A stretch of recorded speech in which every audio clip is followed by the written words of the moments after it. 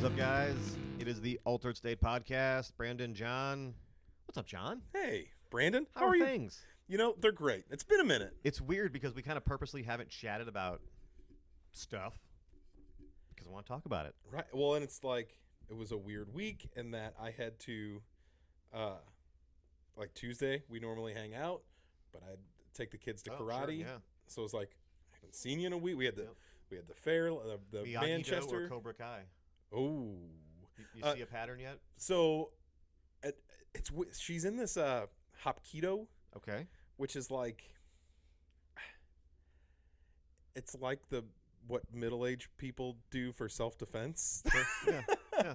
So it's like a group of 6-year-olds doing that. It's like these 3 middle-aged guys that are very nice guys and doing I think a good job. Fine job. Sure. But it was like, it was one of those setups that it's through the school district. So it's like a 12-week course or whatever that was a relatively cheap buy-in. And it's like, Clara has a tendency to quit stuff. Sure. So we're like, okay, before we sign you up for like a real class, let's do That's funny. Yeah. this for, if you can do this for 3 months, then we'll like take you to a proper dojo. Right. But it is kind of funny being like, oh, we're just going to teach 7-year-olds self-defense. Right. I don't think anyone's coming for keys right now. It's all just shots to the nuts. Right. So do we get right into Ahsoka? Oh, my God. Do you want to talk a little? I don't know how we cannot. Okay. I just didn't know if that would consume everything. Oh, my God. It already does. Because obviously I also want your comment on The Rock back in WWE, which Jonathan Brunt said would never happen. So here's the thing. Thank you, AI? Here's the strike. Right. Yeah. I was going to say it never would have, but this actor and writer's strike is the only thing that has pushed Dwayne "The Rock" Johnson in a place where he is able to do it. Because it's not about the money for him, obviously. Like, the guy makes more money than Sure. God. He doesn't need more money. See, he gave an interview after all this that it was supposed to happen last year, and they had some conflicting things, but it was already in talks. Conflicting things because my man is it was supposed to happen. busy. Yeah. So that was like the whole reason that I said he would never do it is because like he's in like 4 movies a year. They pay him $1 gajillion per movie, and like hold on. I didn't say he would never show up. I said he would never wrestle. Right. Agreed. And that's the thing because it's like he's what? 55, 50? I don't think it matters. But I'm just saying, like, he's at the age that, like, if he hurts something, he can't train to look like an action hero. So the risk of him getting hurt in a wrestling match could be injurious to the tune of tens of millions of dollars to that guy. I don't think it's not to the level where you're thinking it is as far as there's risk of injury, don't get me wrong, but they're not going to have The Rock jumping through tables or falling off cages or anything insane. I don't know, man. But did you see fucking Stone Cold's match a year ago? That was his comeback match. Yeah, but that's Stone Cold one-off $1 million. Yeah, but do you think Dwayne "The Rock" Johnson is going to let himself get outdone by Stone Cold? That was never really The Rock's thing anyway. He was never really a bleeder. You know what I mean? The Rock's thing obviously is being The Rock. It's the entertainment faction. Sure. He's still a great wrestler, don't get me wrong. It's smelling what he's cooking. 100%. It's the people's elbow. Yes. It's being the greatest heel in the history of heels. It's not even that. He's the greatest heel that you have to cheer. I mean, right. That's what he kind of changed the game as far as that went. So he's somehow a heel and a face. Right. You're like, oh, he is a terrible, terrible man, but damn it, I love this person still. He's a lot of fun to watch. Yeah, 100%. But I still say, never would have happened were it not for all of a sudden with the writers and actors strike. Maybe. Let's say, tell yourself whatever you got to tell yourself. It's happening. I know, but I just can't and it might happen a couple times now. For sure. What's it like? I feel like he might have a little warm-up match with some off guy, the Austin Theory that he was mouthing off with or something like that, and then he comes after the Roman Reigns. After the bloodline. Yes. See, the bloodline's fractured. The Usos are gone. So it's really just Roman and. And is this Jay's way back in?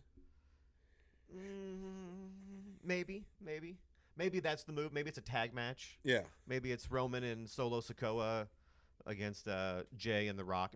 I don't know. We'll see. I feel like if The Rock's wrestling, you make it one-on-one, a main event. I mean, why don't you go for that? So, Well, I mean, unless he's going to do multiple shows. That feels like a Mania match, like 100%. Rock and Reigns. Right. WrestleMania 40. Like, yep. God damn it. WrestleMania 40 is happening. Yep. Doesn't get much bigger. I hate this. Yep. I hate that I love this. Yep. Was the bet just with me, or does Mitch get money out of this Mitch too? Gets in it okay. as well. Okay.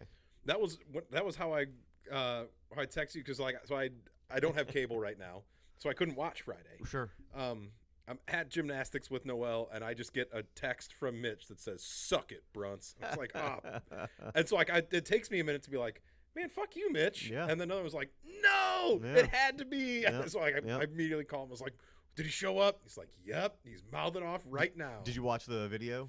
Not yet. Oh, the place. It's because no one expected it in Denver, Colorado. It's in Denver. It's out of nowhere. And it's just like SmackDown. There wasn't like. But the SmackDown was it was named after The Rock because he was laying the SmackDown on candy ass. So it fits. It was kind of The Rock show. I mean, don't get me wrong. It's still surprising. If The Rock's going to show up, he probably would have been on the flagship Raw show. Sure. But, excuse me. Also, this is the first WWE televised event since Endeavor took over this week. UFC company. Oh. So this was their first show. I think they went balls out and got the ratings. Boom. That's a smart play. I think it's that Dana White money. That's right. So now you're talking money. You know what I'm talking about? McMahon had money. Endeavor has money. Unlimited pockets because it's not someone's money. It's going to be a new game, and I think you're going to get lots of cool crossover UFC stuff. I think you get UFC WWE pay-per-views like here. I think so. 100%. They're going to try to crossbreed this stuff as much as possible to get each fan watching each product. Why wouldn't you? I'm not saying all the time. You're still going to have your UFC events. It would not shock me if you have a UFC event on a WWE card. 100%. I feel like that's a hard sell for your UFC fighters. Not if the paycheck's still the same. Yeah, but you probably have more eyes on you on a WWE pay-per-view. But I don't think UFC pays that great to begin with. Maybe. That's what I'm saying. If you're a UFC guy, and they're like, you can wrestle at UFC, 729, whatever it is, put number in here, or WrestleMania 40 in front of 90,000 people. I don't know, man. I think there is I think you do it. I think there's a pride there between a quote-unquote real fighter and an entertainment wrestler. I'm not saying it's a different I also product. think you still go out there and you fucking kick ass. I also think if you're a wrestling fan at WrestleMania, if you put the Octagon in there and put a real fight, I don't think those people care as much. Like I think I disagree. That's when your wrestling fan goes to get fucking popcorn, man. Ooh, I disagree. I think you're underestimating it. Yeah, I don't. There's so much. I think that is too.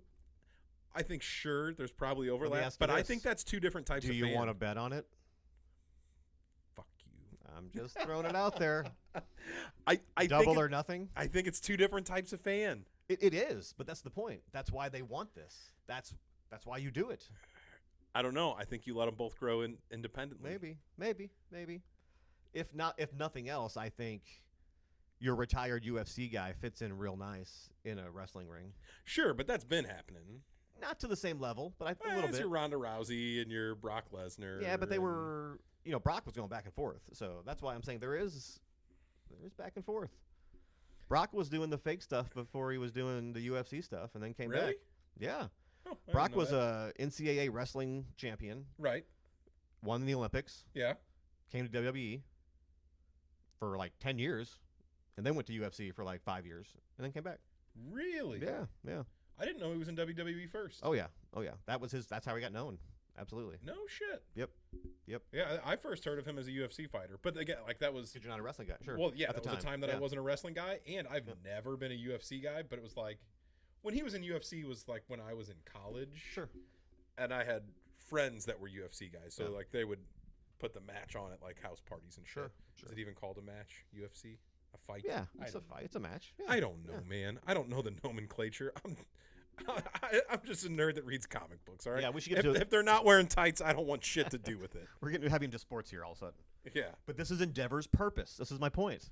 This is what they Maybe. wanted. This is what they want to happen. Maybe. I don't know. I think it has to happen. I mean, if you're that company, I think you have some level of crossover on. You have to. But like I think UFC right now it's working at like most of those fights are in Vegas. Sure.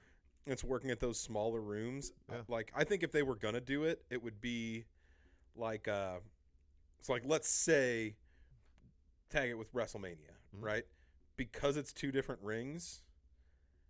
You don't do that the same night. Possibly. So it's multi nights. Do you get people that show up for like in a Mania? That's what 100,000 people, Sure. 80,000 people. What I've Probably heard in that proposed was like more of a they do their pay-per-views on Sundays. Sure. UFC's pay-per-views are on Saturdays. Yeah. And then they have a SmackDown on a Friday. So Friday, Saturday, Sunday, you have an event. So you would have your own separate thing. I'm not saying necessarily you have to have on the same card, on the same, Conor McGregor and blah blah blah, and then The Rock faces Roman Reigns. You know what I mean? I'm not saying Sure. that necessarily.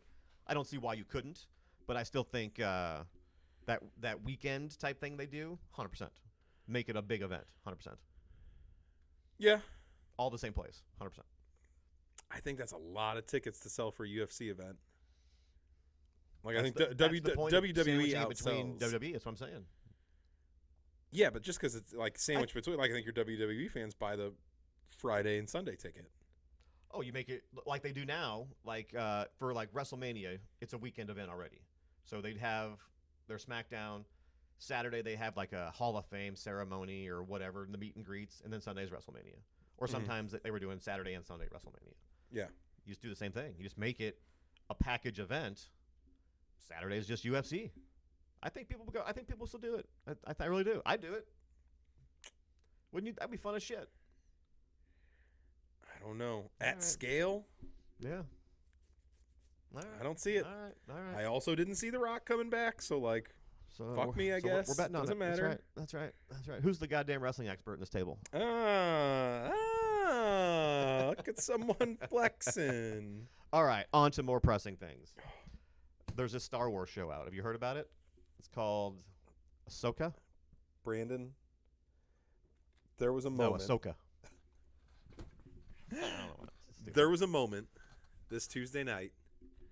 I was sitting, a big plate of hot wings. Paint me a picture. Oh, I will. Sitting on my couch, silent, lights down. Wearing my favorite T-shirt. Oh, Got yeah. my lucky underwear on. Yep. And I could have sworn that I was 10 years old in my parents' basement. Yeah. Like, the feeling that everything about this week's episode was what made me fall in love with Star Wars. Yeah, it was great. It wasn't even, not even touching the nostalgia of what was going on, not touching the Hayden Christensen of it all, Right. just in the storytelling and cinematography and editing. Yeah. That alone was why I fell in love with Star Wars. Absolutely. Right? Absolutely. The adventure of it, the hyperspace to a new galaxy, the jumping from the world between worlds to Cetos. Right. Everything about it was even if I didn't give a shit about any of those characters before this episode, it's still the stuff that made me fall in love with Star Wars. Absolutely. And that's... Let me ask you this. I loved everything about it. Love seeing Captain Rex. Love seeing young Ahsoka was cast great. Yep. Seeing the Clone Wars armor really cool. in live action. Yeah. Siege of Mandalore. That was really cool. That was cool shit. Hayden Christensen giving a better performance than he ever did in the no prequels. kidding. Yeah. Yeah. Get your fucking roses, dude. No kidding. Oh my God. No kidding. Was that really happening in the world between worlds? Was that Force Ghost Anakin, or was that Ahsoka's subconscious projecting? Do we ever know for sure? It was a very different experience, obviously, than what we saw in Rebels for World Between Worlds. For sure. I think it was Anakin. I think it was the World Between Worlds. I think the difference, like how it was different than Rebels, I think was more stylistic choices to make something look away in live action that would look. I'm cool with that. Like I think if you did it just as it was in Rebels, I think you run the risk of it looking a lot cheesier. It would just kind of a be lot them cornier walking and talking more than anything else, and looking into portals and seeing that as opposed to right. Yeah, like I think that could have been corny. So I think the choices made there were strictly to translate animation into live action. I don't think it was like a different thing. Okay. And I think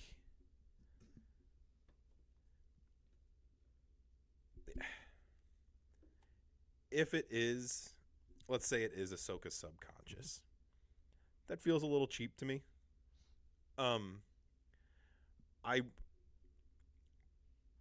I think in Star Wars, or in a lot of TV, we've been kind of conditioned to look for what the twist could be. Sure. Because so many things have gotten so twist happy. Twist on twist. Right. Yeah, like that's just kind of the way things are made right now. Yeah. And I just think Filoni is just kind of like how Marak was just an Inquisitor. Right. Zombie, basically. Or Yeah, whatever, whatever they call it. Yeah, with Night Sister magics. Yeah. Like, I think this is an Occam's razor situation. I think it is. It is that. It is what you saw. What it is. Yeah, it is the most logical explanation. Yeah. And I don't think we need to overthink it. Yeah. Because I also think it is. I think what's crucial about this is Ahsoka never finished her training. Ahsoka's she's cut herself off from so many things. Yeah. And I think Anakin coming back to complete that training is the true character development we need from her. And honestly, I think it's a little bit of Filoni flexing on the sequel trilogy of like, oh, you had Luke cut off from the Force. Like, let me show you how someone gets cut off from the Force and you actually do it in a way that makes sense and is logical, opposed to just hiding a motherfucker on an island. Right. Like, let me show you the more nuanced human version of absolutely. this. Yeah. No, I'm pretty much in agreement with everything you just said. Yeah, it's my biggest problem is where do we go from here with the next couple episodes? That's like, I think. Do we have more surprises? I don't think we're done with the World Between Worlds. Okay, I could see that for sure. I think so. Like, that ended with Anakin saying, "There is hope for you." Yeah. Not your training is complete. Right. Yeah. And I think, like, in Rebels, there were times that Ezra kind of like meditated himself into the World Between Worlds. It's not only a place that you access through portals, it's a place that, like, I think she will meditate her way into the World Between Worlds. Because she's now Ahsoka the White. Right. So it's, and there will be more that outfit has to interaction matter. there. Right. Yeah. Like, I think we will see more her and Anakin. I think it's probably handled super smartly. That if I were guessing, that's not a word, is it? Huh. Super smartly? I'm calling that out right now. That's not real. No, it is. That can't be real. Get out the Scrabble dictionary. Are there sirens outside? Are we getting pulled over? Uh-oh. Do you see lights? It's because this take is too hot. No, I think you're just having a stroke. No, for real. There's lights over here. No, I think you're having a stroke. Okay. All right. When they come breaking in. Yeah, because that's what the Manchester police do. No kidding. Yes. I'm sorry. I think what they did that's really smart is that this episode coming up, we're going to be in the other galaxy. We're going to meet Thrawn and Ezra IRL. And that's going to be, yeah, I did it. Fuck you, man. So old. So unhip. IRL boomer. But whatever, boomer. I think we're gonna meet him. And Ezra or Thrawn? Yeah, Ezra and Thrawn. Yes. I think we're gonna meet both of them. Okay. Huyang introduced the idea of Kanan Jarrus. So we'll probably have more exposition there. And then the episode following, we get more Ahsoka World Between Worlds. Okay. And there's where we get Rebels flashbacks. Oh, okay, tight. But I think they went strictly Clone Wars flashbacks because I've heard some Darth Maul rumors. For sure. Well, like the average fan, I don't even know what to say. There are a lot of people that didn't watch animation. Sure, of course. They're fools. They're stupid. They're fools. But there are a lot of people that didn't. The opinions expressed on this podcast are not held by Altered State Comics, LLC. But they are by me, okay? You're fools if you're not watching the animation. But I think if you went full flashback and showed Clone Wars and Rebels, that's overwhelming. It's much more context. To a person who hasn't seen any animation. Sure. So I think you a pieced fool. in, right, to a fool, To a fool. to a rube. So we got to have this extra episode for you fools. Right. But I think... But thank you, because now I want it live action. Because I want it. Thanks for the fools. But like, I don't think they would put all of that together because that's just a lot at once. So I think if you do just the Clone Wars stuff up front, then we get another non-flashbacky episode that gives you context and introduces you to the remainder of the Rebels characters. Then when you see them in flashback form, it feels like a logical continuation, opposed to just like jamming a bunch of stuff in to make people happy. Right. I get that. So I think I think that balance is still going to come. I also think that obviously all of this is building to Filoni's movie. So like Filoni gets a Star Wars movie that is supposed to wrap up this part of the timeline, right? Wraps up Mando, Ahsoka, Book of Boba Fett, like all of these things that are going on. I imagine there's another season of Mando before then. I would be shocked if we don't get any more Mando seasons, but I hope so. But I would be shocked. I think we get one just because that seems like an odd place to end it. I don't know that it. Yeah. I think it probably hits heavier on the rebuilding of Mandalore and follows Bo-Katan more than Din Djarin. Okay. I could see the show kind of shifting. Okay. But I do think we get a little more of that, and I think I'll wait to see how these next 3 episodes go to see whether they give us another season of Ahsoka first.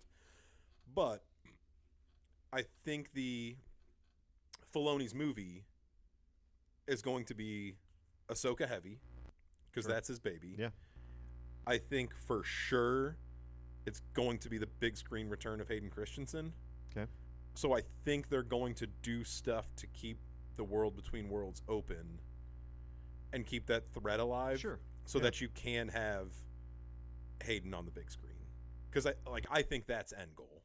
Like I would assume, that's an end game version of this. Yeah. Because it's just too cool of a thing not to do. Do we ever see Natalie Portman? Maybe. I don't think we see Natalie Portman this season of Ahsoka. Yeah. I do think that door is open. Okay. Does she film new things, or they just let her take old stuff?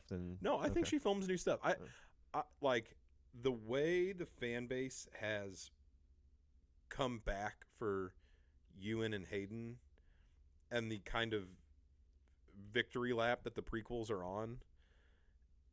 Like, I think a lot of those performers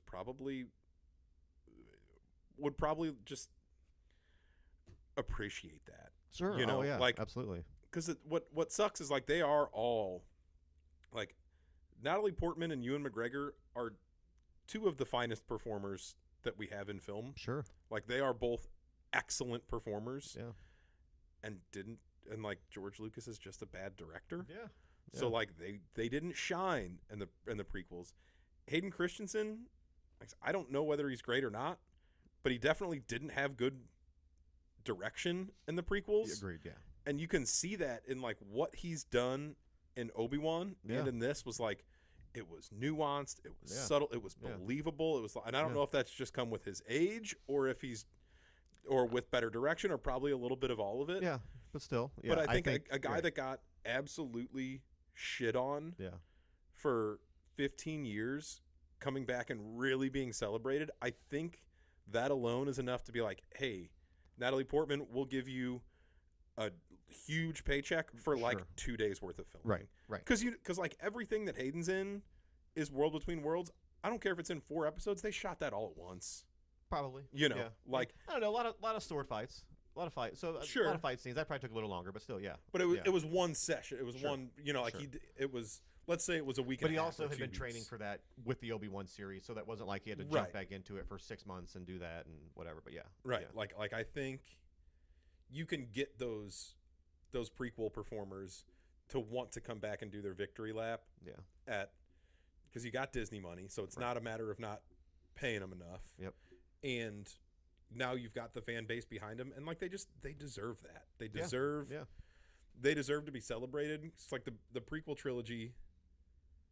The problem with it was that like it was being received by original trilogy fans that only knew the original trilogy, so it was set up to fail. Sure. Right? Like it was going to be, even if those movies were directed better, it was still going to be a hard sell for the vocal part of the fan base. Yeah. But everyone in my generation and younger that grew up on them, that fell in love with them, like now we are old enough to have money and have a voice. Right. So they get the reaction that they deserved the first time around. Absolutely. And I think any of those performers would welcome that kind of redemption arc. Agreed. So I do think there's a long way around that is I do think there's a chance that we see Natalie Portman in the future. After all this, what you're telling me is you liked Ahsoka. Oh my God. It was pretty good. You'd watch it again. You'd recommend it to a friend. I have watched every episode of Ahsoka probably 5 times. It's been on up here a lot. It is A lot. just so And it never gets boring. good. No. And the 4 and 5 are obviously great episodes with everything that goes on. But everything else in that show is fantastic as For well. I mean, sure. it's such a fun show. Episode 3, just like that really sick dogfight. Yeah. Like, Yeah. that's awesome. Yep. That's classic Star Yep. Wars, man. Like, that's the stuff that you loved when you were a kid. Real quick, while I'm still talking Ahsoka, does what's the kid's name? Jason? Yeah. Does he matter? Oh, yeah. It's gonna be big down the road. What I think what could be fun. You don't bring him on a away mission unless Well, like the plot requires you it. could have thrown him in as fan service, but you could have just done that as an appearance, right? Not coming along. Right. I don't understand how you get through this season and don't in some way include Luke.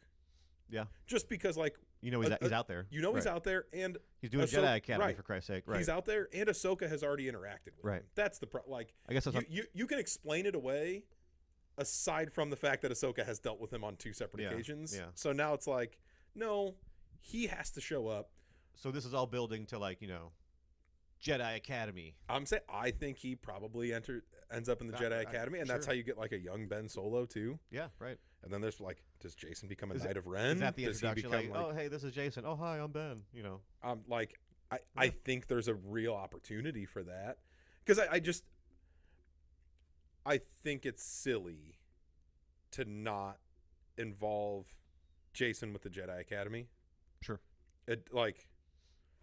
There's just not a reason. Yeah. You can't tell me a story reason why that wouldn't happen. Yeah. Are there 2 less Star Warsy names than Jason and Ben to start off your academy with? But it's Jacen. I don't care. Okay. I don't care how you spell it. I don't care. I do care. Anyways. Well, it also feels like that's how they're going to. They almost have to meet, because Jason Syndulla got his name because obviously Filoni is a deep dive Star Wars nerd. Yes. Jason, spelled that way, was the name of Han Solo and Leia's kid in the books in the 90s. Yeah, that's right. Yeah. I So forgot about Jason that, yeah. Solo Yeah. in the movies became Ben Solo because Right.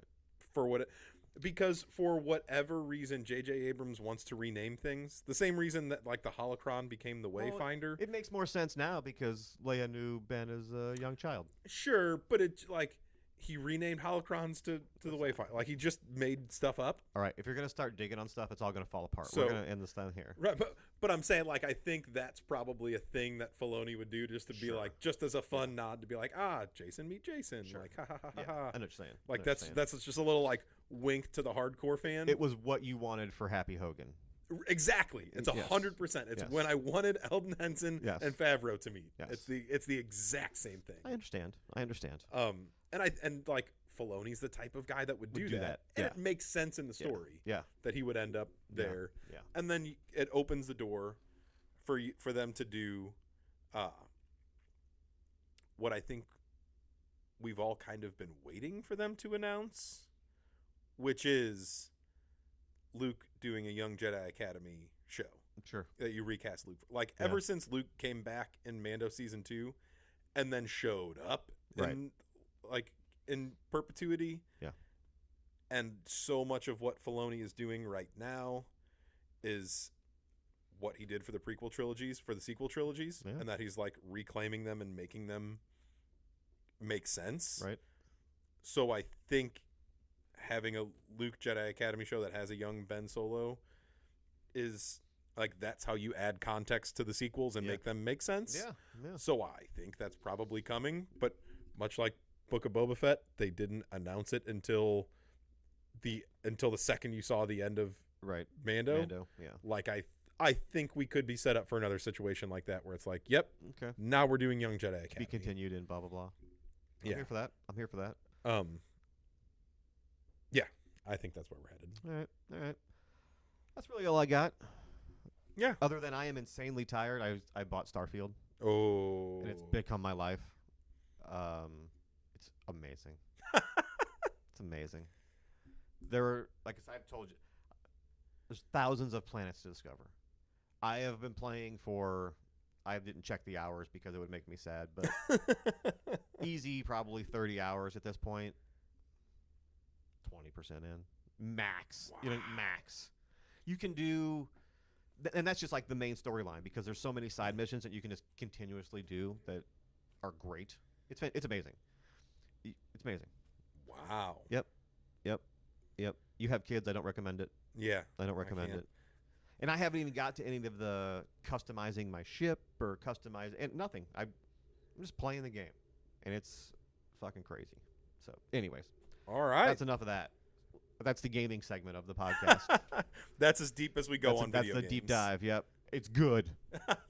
There's my review of Starfield. Give me some money, Xbox. It's good. It's really good. Makes you tired, but it's good.